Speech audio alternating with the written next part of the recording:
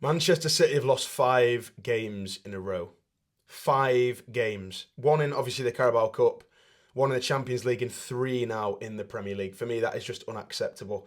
There's a certain level of arrogance I've now got as a City fan. Some City fans might not have adopted that yet. Typically, the older fans that have kind of been through stuff like far worse than this before. But for me, we're trying to compete for a Premier League title. We're the reigning champions, and we've been the reigning champions now for 4 years, and we've just lost 3 Premier League games back to back. The last one being an absolute embarrassment at home. That is unacceptable. The Bournemouth game, we're weak on numbers. We get done 2-1. I thought, you know what, it's a bit of a blip. The Brighton game follows on, and, we could have taken a chance to go 2-0 up in that game. We might have won it 4-0 to Tottenham. 4-0 at home to Tottenham, and we were spanked. We were absolutely spanked. Yes, we had a chance or two in the first half before the first Tottenham goal, but we didn't take it, and it's absolutely unacceptable. You cannot be losing 4-0 at home to Tottenham. And I've made this video 2 days after the game. I am not here as a fan, representing City fans, to shout down this microphone and say, oh, everyone should be sacked. I'm not going to do that. I'm not a reactionary. I probably am quite reactionary, but I'm not going to put this channel's reputation on the line. I'm not going to put our fan base on the line. So that's not what I want to do. But I'm here 2 days later. I've cooled off a little bit.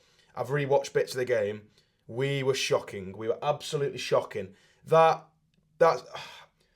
midfield was like, it was like putting a knife through hot butter. Honestly, it was shocking, absolutely shocking. It was too easy. The way we set up, I'm not sure if that worked. And again, I'm not a tactical genius. I'm by no means even a tactical amateur. I know barely anything about tactics. I just watch the game and hope Pep knows what he's doing. But for me, that was unacceptable. You cannot be losing 4-0 at home to Tottenham.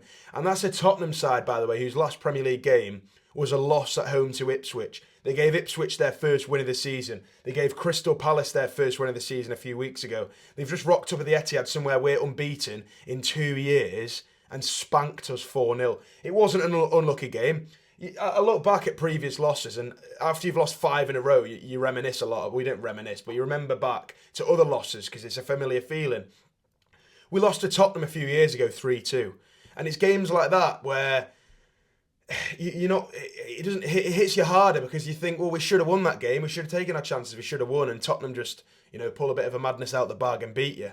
These 5 losses, nearly all of them, we definitely deserved to lose. And they were almost guaranteed losses the way we played. So, yeah, you look back at 5 losses in a row. We had 5 wins in a row before that. But some of them were shaky. You look at the Fulham game. You look at Wolves. That was in the last minute. Southampton was only 1-0. So, yeah, it's embarrassing the way we've been playing. It's embarrassing the results we've been getting. 5 losses. It's not happened since 2006. I was 2. I was 2 years old, guys. So, yeah, unacceptable. I don't know where we go from here. I mean, it sounds mental, 12 Premier League games in, but Liverpool were 8 points ahead of us. 8 points. And guess where we have to go at the weekend? Somewhere we've not won with fans since 2003. I wasn't even born. So, yeah, shocking. I was a month away from being born last time we won with fans at Anfield. We obviously battered them 4-1 in COVID, but that's a different environment, a different atmosphere. We're going to have to go there and do the unthinkable, which is beat Liverpool at Anfield with a very depleted squad, a squad that's out of form with 5 losses in a row. Yes, we got Feyenoord tomorrow on Tuesday, but yeah, it's going to be so difficult to go to Anfield. They're in extremely hot form. Salah's banging him in every week. Slot looks like he's doing what he needs to be doing, and they've won 10, drawn 1 and lost 1 in the league this season. I don't know if they've actually dropped a point outside of that in cup competitions. So, yeah, it's a disaster. It's an absolute disaster. But as I said, I'm not here to be a stupid fan and scream down the mic, shouting stupid this, stupid that. I'm here to be realistic. I'm not shouting, I'm just speaking normally. I don't want to get this reputation of being somebody that just shouts every 2 minutes when something goes wrong, because that's not what we're here to do. I'm here to talk about football, I'm here to talk about City, and hope people have the same feelings as me. That was unacceptable. The defence was shaky. Kyle Walker got done on that last goal. That was poor. I don't know what was going on. Werner just seemed to outpace him with twice as much running to do. Rico Lewis, I love him to bits. He's only just turned 20, but he wasn't great in that game. Some people are saying he's like a bit of a headless chicken. He's got a long way to go, and he's had a lot of pressure put on him at a very young age. But he wasn't great. He was not great in that game. Obviously, Ake came on for Stones at half time. None of them seemed fully fit. I mean, we all know that, but none of them seemed fully fit. the midfield, Gundo, bless him. I don't think he expected anywhere near as many minutes as this, but he's been thrown in there. No, Rodri's the killer. He came out before the game, obviously, with the Ballon d'Or, but that was an absolute killer.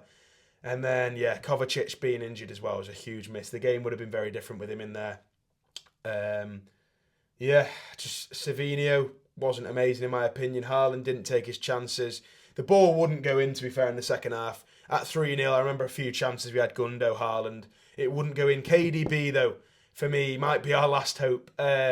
The guy comes off the bench, and to be fair, he played really well, I thought. There was one weird pass he made that just went straight out of play. Other than that, he made a few good chances, few key passes. We need this guy starting at Anfield, even if he's not fully fit. He is our only hope. Last year, he made the goal at Anfield with a very nice quick corner to Stones at the near post.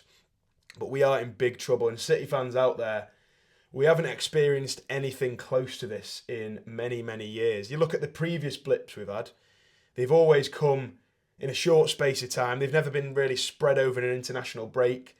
And even if they might have been, it's been 1 or 2 or 3 games that were bad, not 5 games. And also, what's worrying is that of them 5 losses, you kick it off straight away with a 2-1 loss to Tottenham. We started very, very badly.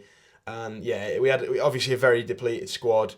We were all right in the second half. We made chances. And you know what? On another day, we might get an equaliser. We might go through. But I kind of wrote that one off straight away. I wasn't too bothered by it. We've gone out of the Carabao Cup. The next one, Bournemouth. Bournemouth, that was not good. We got played off the park by Bournemouth. In the last 15 minutes, we played pretty well. And again, on another day, we might have nicked one, but we weren't good enough to win that game. I think Bournemouth deserved the win. And then we headed to Lisbon, Sporting away. And again, we started really well. I thought we played better than Sporting in that first half. We made a lot of chances. We didn't get that second goal. And then, wow, they just splattered us with various attacks. 2 penalties, of course, but we didn't deserve to win that game. Brighton, we go 1-0 up, and I just thought, please end this, get us a second goal. And Brighton equalised quite late on. And I just thought, if we get a point, we get a point. Please win. But if we get a point, at least we've not lost. And then João Pedro sticks one in the net and we've lost again. It's 4 losses in a row, international break. I thought, at least we can get some of these players fresh and ready to go again. Tottenham, it's a big game. We've got a big run of games, in fact. We've got Feyenoord and Liverpool after it. And it's embarrassing. I could not believe my eyes. I could not believe my eyes. And I was seething at full time. I always try and be positive, right?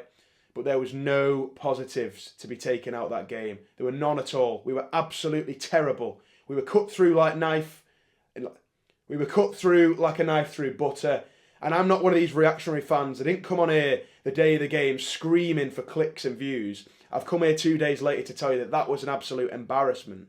That was an embarrassment. We've lost 4-0 at home to Tottenham. A 2-year streak of not losing at home came to an end instantly. I tweeted that with half an hour to go. We were done. 3-0 down. And then the fourth was just embarrassing. Absolutely embarrassing. So yeah, we need some serious changes in January. We need to bring some players in. I back the boys, but 8 points behind Liverpool. Potentially 11 if we lose there at the weekend.